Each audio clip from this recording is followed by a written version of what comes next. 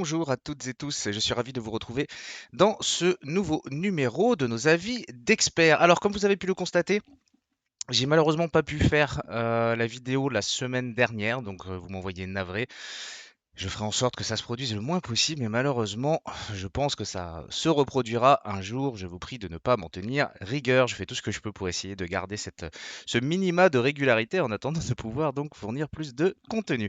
Alors, petit rappel juste avant de commencer pour vous dire que les personnes qui vivent dans les départements du plus que 55, donc numéro de département 55 au-dessus, en l'occurrence moi c'est le 66 par exemple, on a jusqu'au 8 juin donc pour faire sa déclaration d'impôt. Et juste pour vous rappeler de bien vous occuper du formulaire 3916 ou 3916 bis en l'occurrence sur la déclaration internet de manière à pouvoir déclarer votre exchange si il est à l'étranger bien entendu. Donc pour l'instant Binance est toujours à déclarer via ce formulaire puisque malgré l'intégration Opsan ce sera pris en considération qu'à partir de 2023. Donc si jamais vous êtes comme moi, que vous êtes à la bourre et que vous avez fait ça mode super speed les 2 derniers jours, bah, voilà, peut-être que ça peut vous servir à vous de ne pas oublier de le faire. Alors, on va commencer de suite avec un petit tour d'horizon des marchés. Aujourd'hui, il y en a 3 de mémoire. Je crois que c'est 3 conseils. Ça a été un peu vache maigre cette semaine, mais bon, c'est pas grave, c'est comme ça. Ici, vous avez sous les yeux le graphique donc de la capitalisation totale des crypto-monnaies, donc qui joue à l'heure actuelle avec avec les 1200 milliards, donc ancien support également taquiné au mois de juillet, juin et mai 2021, donc bien toujours dans le même état d'esprit pour le moment, on continue de tester les supports, on continue de tester les supports. Supports tiendront-ils, casseront? Ça, malheureusement, j'ai pas de boule de cristal. En plus, on peut noter quelques mouvements techniques qui sont un petit peu piégeux. On va les voir de suite rapidement sur le Bitcoin. Bref, ici, donc pour l'instant, 1200 milliards de capitalisation totale, ça tient. Derrière, il est évident que si on vient casser, on a donc bien le niveau des 1000 milliards qui sera donc à surveiller puisqu'on aura quand même divisé par 3 la capitalisation totale des crypto-monnaies comparativement à son dernier ATH en novembre 2021 avant que l'on attaque cette grosse phase de baisse. Alors, ça c'était donc pour la capitalisation totale. Je vous ai mis également ici le dollar index, donc je l'ai déjà expliqué plusieurs fois, mais rapidement, c'est en fait le dollar face à un panier de devises. Pourquoi c'est intéressant de s'y intéresser? Bien tout simplement parce que le Bitcoin et les autres crypto-monnaies sont majoritairement pricés face au dollar. Donc forcément, quand on a un dollar qui passe de 88-89 à 104 dollars, eh bien évidemment, ça pénalise le Bitcoin et donc les crypto-monnaies également d'une manière générale. Ce qu'on peut constater ici d'un point de vue journalier, c'est qu'on vient quand même d'atteindre une résistance euh, qui a très bien fait son job. Pour l'instant, on a réussi à réagir donc sur ce mouvement de baisse ici. Bon, c'est là qu'on a eu la pause peut-être, la fin ou la pause, je ne sais pas, de la baisse sur les crypto-monnaies. Donc c'est intéressant de voir ici que le dollar également de son côté fait une pause. Quand on le regarde également sur des time frames un petit peu plus élevés, ce qu'on peut constater, c'est je vais vous le mettre directement en mensuel pour vraiment avoir une vision très long terme sur le dollar index, donc sur la valeur du dollar d'une manière générale. On peut constater quand même que sur le long terme, on est quand même au sein d'un canal baissier auquel on n'a pas encore touché la résistance. Elle se situerait approximativement dans les alentours de 110 dollars. Et ici, ça pourrait être, en tout cas d'un point de vue technique, de manière totalement factuelle, un point de retournement et de reprise de tendance baissière amorcé depuis beaucoup, beaucoup d'années, hein. La 85, tiens, 82, allez, tiens, 82, soyons fous, on était où? 82, on était là. Moi, je suis né ici, hein, forcément. Et donc voilà. Et ici, plus bas, un plus haut, plus bas que le précédent, un plus bas que le précédent. Ici, est-ce qu'on s'arrête? On espère sincèrement que on cassera pas ce canal par le haut et qu'on n'explosera pas à la hausse. Bien déjà, comme je vous ai dit, parce que beaucoup de crypto-monnaies donc sont mis face au dollar, donc forcément ce serait compliqué de tenir. Et au-delà de ça, c'est qu'en plus, c'est que le dollar étant naturellement une valeur refuge, donc par temps de crise, Heu, Ça voudrait dire forcément qu'on rentrerait dans une période qui serait vraiment pas agréable à vivre d'une manière générale pour nous comme pour les Américains. Bon, principalement pour les Américains, mais bon, d'une manière générale, c'est qu'ici on aurait forcément de grosses périodes de récession avec des actifs qui pourraient aller beaucoup plus bas qu'ils ne le sont déjà, même sur les marchés traditionnels. Pour le Bitcoin, comme je vous disais ici, il y a des situations piégeuses. Notamment, bah, je vais vous faire un petit zoom dessus, notamment, cette journée ici, donc c'était le 30 mai. On a fait une grosse bougie d'accélération, pardon, accompagnée de volumes relativement moyens, un peu supérieurs à la moyenne, mais relativement moyens quand même. Et ce qui est vache ici, c'est qu'en fait, on est venu ici finalement chercher un niveau bah, qui était déjà assez intéressant, c'est-à-dire clôturer au-dessus des 31 000, 31 000, 31 000, 31 500, et on vient clôturer pile poil dessus en journalier, chose que pour l'instant on n'est pas en train de valider en hebdomadaire. C'est-à-dire que là, en hebdomadaire, cette bougie, elle est vraiment pas catholique. Dans le sens où, effectivement, donc on a eu grosse augmentation de volume donc sur le niveau des 30 000, 30 500, bon bref, en fonction de ce qu'on voit.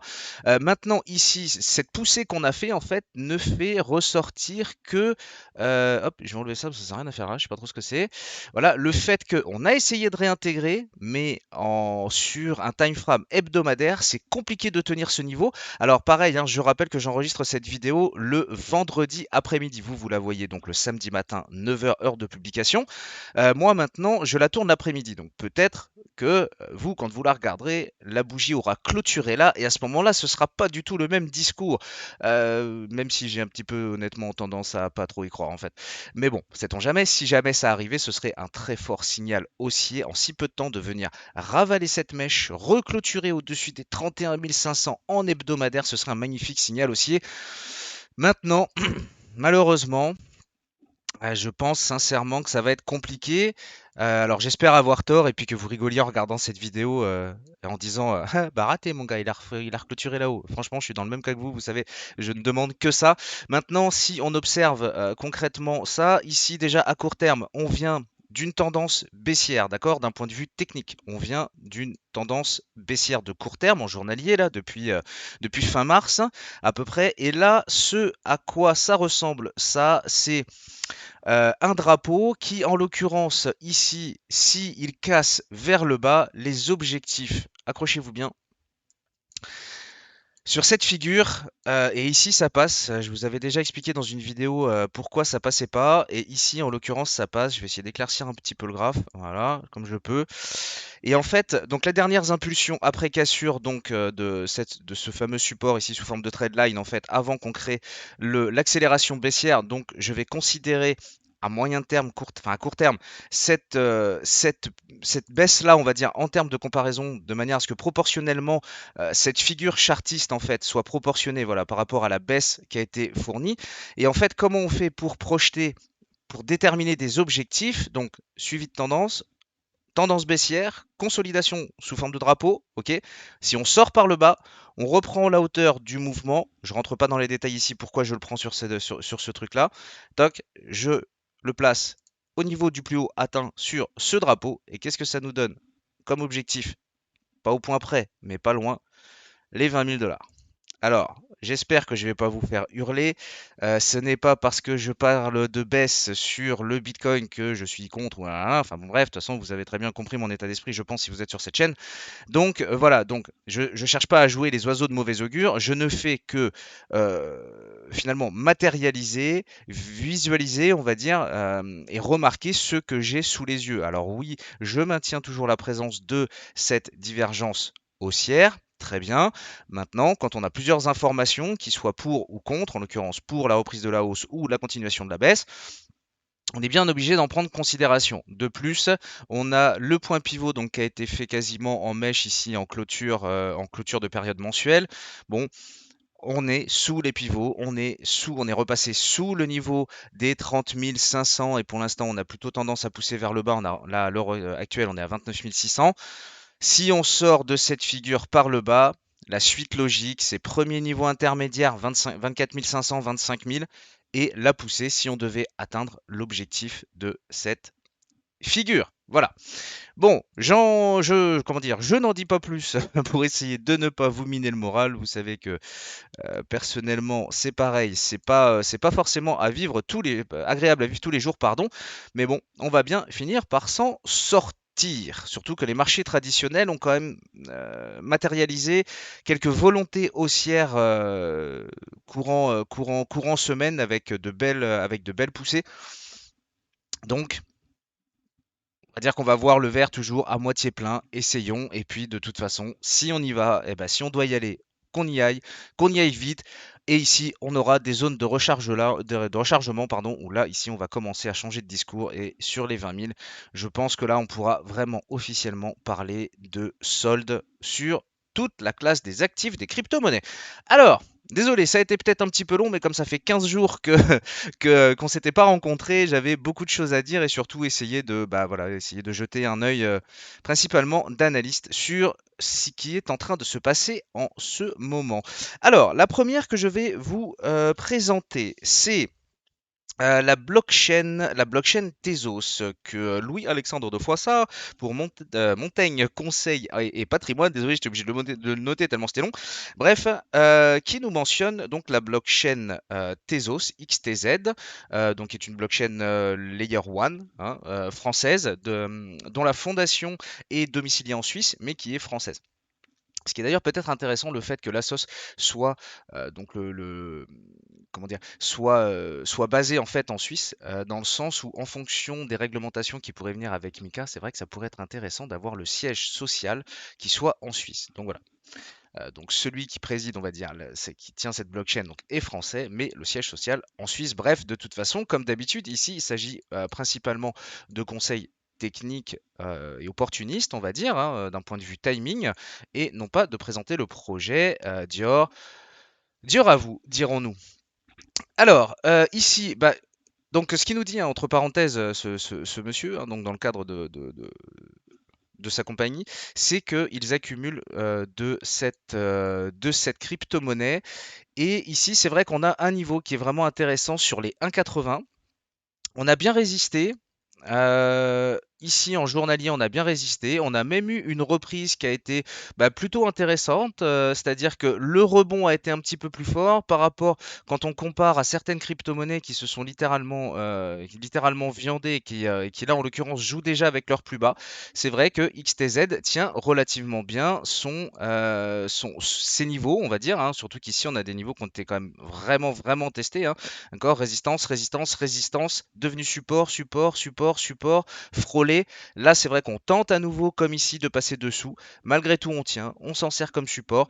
Après, bien entendu, hein, toujours la même musique, hein. Si le Bitcoin sort par le bas dans ce que je vous expliquais tout à l'heure, eh bien, on aura très probablement du mal à tenir. Et le niveau à surveiller ici, ce sera le niveau des 1 dollar, 1 dollar, 1 dollar, 1 dollar 5 à peu près. On aura une très belle zone de support ici. Donc pareil, ça, si vous n'en avez pas, que vous réfléchissez long terme et que vous avez envie d'en accumuler sur le long terme, dites-vous une chose, c'est qu'ici, même si le bear market n'est pas fini, dans le cadre d'un DCA, je vais être honnête, c'est très intéressant. Moi, personnellement, j'en ai en portefeuille. Je crois que je n'en ai pas rechargé pour être totalement transparent parce que j'en avais déjà pas mal accumulé ici. Donc, je me suis réservé une ligne en fait si on venait faire les 1 dollar. Mais si on n'en a pas, bon bah très bon point d'entrée. On a un dernier ATH donc dans les 9 dollars environ. On est déjà franchement pas mal pour commencer à rentrer une première ligne. Si jamais on réamorçait la hausse, on part à la hausse, et bah, tant mieux. Si jamais on baisse, on recharge, on optimise son PRU, donc son prix de revient unitaire, et ça nous permet d'avoir déjà un point d'entrée qui serait relativement intéressant. Alors, pour la deuxième, c'est Vincent Bois. Vincent Bois. Oh bah j'ai mangé de qui il était Vincent Bois. Vincent Bois, je sais. Si, Vincent Bois, je vais y arriver. C'est analyste IG, ok. C'est analyste IG qui lui nous met sous les yeux la blockchain Phantom, donc FTM.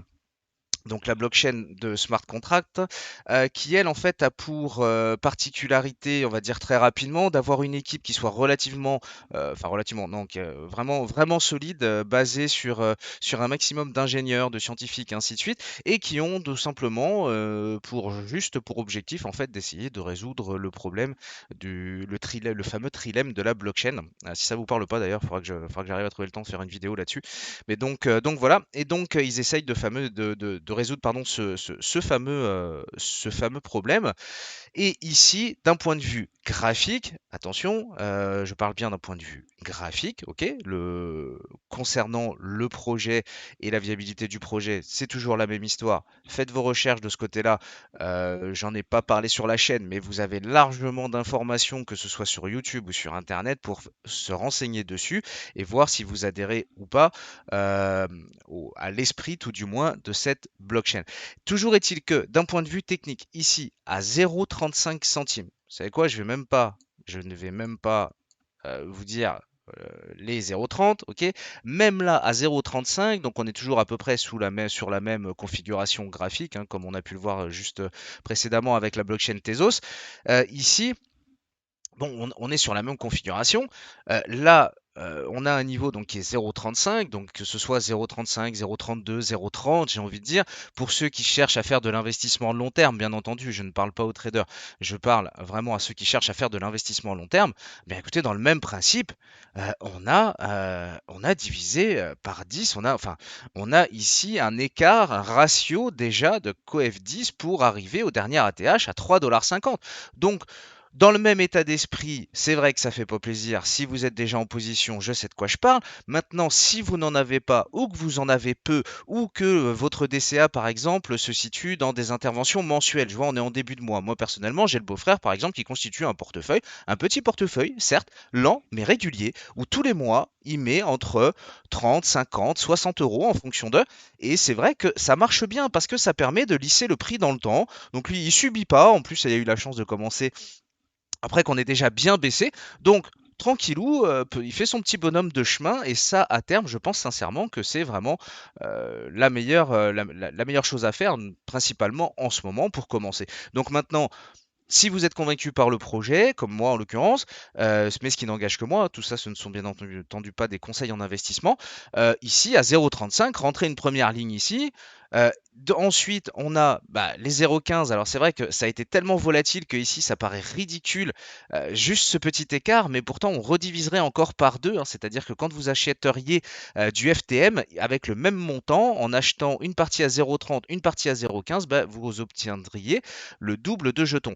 Et ici, ce qu'on peut constater, c'est que quand on a fait la grosse poussée, on va dire, concernant la blockchain fantôme, eh bien, c'est ce niveau-là qui a servi de maintien, de support dans les alentours de 17 centimes, 15 centimes, et qui, si on y retournait, représenterait bien entendu d'un point de vue graphique une très belle opportunité pour repartir à l'achat. J'accélère, je sens que je suis long, je sens que je parle beaucoup, désolé, je pense que c'est parce que ça me fait vraiment plaisir de vous retrouver. La dernière, c'est la blockchain Matic que nous a présenté Laurent Pignon, analyste zone bourse. Donc, Matic, donc j'en ai déjà parlé ici, donc je vais faire très bref. Blockchain Layer 2, enfin j'en ai déjà parlé dans les formules hebdo. D'ailleurs, c'est un petit peu ça qui commence à me poser problème, c'est que c'est vachement sympa, je trouve, le concept, mais le problème qu'il y a, c'est que je trouve que nos analystes ne se mouillent vraiment pas beaucoup. Alors, je vais pas leur jeter la pierre pour l'instant. Je vous avoue que ça m'arrange de vous présenter ces projets-là, dans le sens où c'est vrai que j'ai pas trop de temps en fait à consacrer pour aller chercher des projets, donc c'est bien d'avoir des personnes qui savent quand même un tant soit peu de quoi ils parlent. Maintenant, c'est vrai que je trouve que c'est un petit peu tout le temps les mêmes qui reviennent. Et je pense que vous pourriez me le confirmer dans les trucs. Maintenant, c'est la quatrième ou la cinquième, je sais plus que je fais et c'est vrai que je trouve que c'est un petit peu souvent les mêmes qui reviennent et c'est un petit peu trop facile à mon goût.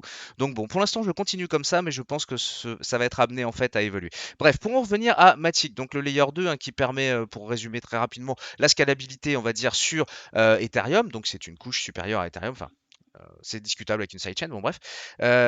Ici, en l'occurrence, on a vraiment un niveau, bien pareil, toujours le même principe, 21 juillet 2021. Comme quoi, il y a quand même énormément de corrélations, hein, ça, bon, ça, je vous apprends rien, mais bon, bref. Ici, donc, on est sorti par le bas, on consolide, on rattaque de nouveau le niveau ici des 0,60. Et ici, en extension, on aura vraiment une zone de support dans les alentours de 0,30 centimes qui serait vraiment extrêmement intéressante et qui nous donnerait des points d'entrée dont beaucoup auraient rêvé quand on était encore à 1,60 €. Maintenant, c'est vrai que psychologiquement, c'est toujours inquiétant. C'est-à-dire que quand on est là, on voudrait le payer pas cher, et puis quand on nous permet de le payer pas cher, on se dit ouais, mais pourquoi?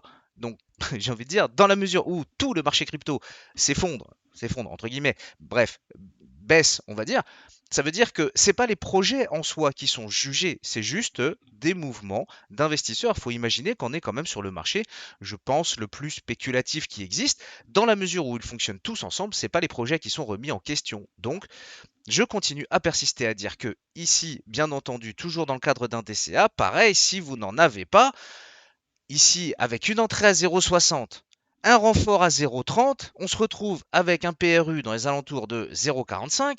On est vraiment bien sur une blockchain qui a autant de potentiel, sachant qu'en plus, elle est quand même rattachée à Ethereum. Donc c'est bien, ça permet quand même de diversifier son portefeuille sans pour autant partir dans le côté le plus tropical et exotique qui existe des crypto-monnaies classées à la 3 millième place. Mais en même temps, on diversifie et on sait que derrière Ethereum a quand même du lourd à venir sur le moyen long terme. Donc, c'est plutôt sympa d'avoir une diversification de portefeuille avec, avec ce type de projet, malgré tout, lié à des projets qu'on sait solides, puisque de toute façon, si Bitcoin et Ethereum n'étaient plus solides, je vous avoue que ça deviendrait compliqué, notamment pour les crypto-monnaies, pas forcément pour la blockchain, hein. Je vous avoue que tout ce qu'on traverse en ce moment, forcément, ne remet en rien les protocoles blockchain et tous les projets qui sont dessus, dans le sens où il y a quand même pas mal de points positifs sur le marché des crypto-monnaies, à part effectivement les baisses de valeur, on va dire. Mais en soi, les technologies intéressent toujours de plus en plus et on voit bien que ça avance dans plein de sujets. Binance, ça y est, ils sont passés, donc ils ont eu la même chose qu'en France, on va dire à quelque chose près en Italie, ça y est, ça a été validé. Enfin bref, c'est quand même en train de s'étendre, pardon. Donc voilà, il y a énormément de choses à faire avec tout ça. L'idée, c'est de traverser ce mauvais moment. Et puis voilà. Et je conclurai avec juste la seule petite ça, je vous avoue que c'est juste parce que ça me fait plaisir d'un point de vue personnel, dans le sens où dans mon dernier, comment dire, dans mon dernier rendez-vous hebdo, donc du samedi, je vous avais mentionné en fait la mienne, qui était le TRX et qui fait à l'heure d'aujourd'hui à peu près partie des seuls. Donc je vous en ai parlé, on était à peu près au niveau des 0,70, 0,070 pardon, et on est monté jusqu'à 0,091, ici on reflue, mais toujours par rapport à ça, on est toujours un petit peu haussier. Et donc c'est vrai que je suis assez content de vous avoir présenté, tout du moins un projet qui pour le moment tient très bien, même si c'est vrai que je conçois très bien que bien le stablecoin qui est donc algorithmique, qui rappelle de mauvais souvenirs bien entendu avec le stablecoin de Luna, de la blockchain Terra. Je conçois que ça puisse inquiéter, mais c'est vrai que derrière, on a quand même quelque chose qui graphiquement matérialise vraiment bien un meilleur comportement que la moyenne générale de tout le reste des crypto-monnaies. Donc voilà, donc c'était quand même assez intéressant à voir. Alors après, c'est pas du tout pour me la raconter, vous dire je suis meilleur que les autres ou ainsi de suite, ce n'est absolument pas le cas. C'est juste que là, en l'occurrence, c'est vrai que je vous ai parlé de ce projet-là, il s'est avéré qu'il a été plutôt réactif derrière et qu'il l'est toujours, malgré bon, cette bougie qui est toujours pas belle. Maintenant, on voit quand même que lui, eh bien, il est toujours situé au-dessus de son point pivot, hein. C'est la seule parmi toutes celles que je vous ai montrées et parmi même beaucoup d'ailleurs au tableau. Donc voilà. Maintenant, c'est pas parce que là, en l'occurrence, je vous en ai parlé, il s'est avéré que elle a bien monté. Je vous ai parlé déjà de projets qui ont baissé. C'est juste que là, pour le coup, ça me fait plaisir de vous avoir parlé de ce projet et donc qu'on suivra toujours de près. Alors en sachant qu'ici, tiens, allez, soyons fous, on n'est plus à une minute. Ici, bien entendu, si on venait refranchir le niveau, enfin le point pivot ici, donc le niveau des 0,080, ici, forcément, le reflux sur 0,066 et cette zone de support permettrait d'envisager également de repartir à l'achat sur signaux, bien entendu. Et pour repartir franchement à la hausse, et là pour le coup, je pense vraiment renclencher un bull run, il faut vraiment s'affranchir des 0,09 centimes sur la blockchain TRX derrière pour pouvoir vraiment relancer la machine et peut-être même faire partie des premières à aller exploser tout ça. Bref, l'avenir nous le dira. Écoutez, je vous souhaite bien entendu un excellent week-end. Si vous avez apprécié la vidéo, eh bien toujours le même principe, un petit pouce, c'est super sympa. Et puis bah, pour ceux qui ont découvert la chaîne grâce à cette vidéo, bien pareil, pensez à vous abonner si c'est pas fait. Et en plus, là je sais que maintenant on est en petit comité parce qu'il y a déjà à peu près trois quarts des personnes qui regardent la vidéo qui en fait ne vont pas jusqu'au bout. Mais c'est pas grave, je conçois. C'est que là, en l'occurrence, je suis en train de mettre en place dans mes soirées un petit peu nocturnes, quand je fais autre chose que toujours les mêmes travaux. Bref, je vous bassine pas avec ça. J'essaye de vous préparer en fait un plan de formation qui devrait contenir à peu près une vingtaine de vidéos ou que je vais tourner tout d'un bloc et je vous les distillerai dans le temps, soit une tous les 2 jours, soit une tous les 3 jours, soit une par semaine, je sais pas encore trop, qui va être 100% analyse technique parce que j'ai pu constater quand même que c'est vrai que moi des choses qui me paraissent totalement évidentes parce que ça fait 10 ans que je fais ça et c'est vrai que l'analyse technique moi me parle vraiment énormément et c'est d'ailleurs mon fonds de commerce hein, pour être totalement franc avec vous. C'est vraiment l'analyse technique et je constate que, eh bien, il y a beaucoup de personnes qui sont arrivées dans le monde des crypto-monnaies sans avoir cette période d'apprentissage sur le trading. Et c'est vrai que souvent ça pêche, que ce soit dans le vocabulaire, soit dans la compréhension de marché et notamment dans la compréhension de la psychologie de marché. Voilà, donc en plus je sais que c'est quelque chose où je vais me régaler à vous faire les vidéos et puis bah, j'espère que ce sera également le cas de votre côté en les regardant. Je vous embête pas plus, je vous dis à très bientôt les amis pour une nouvelle vidéo et puis surtout portez-vous bien les amis. Ciao, à bientôt.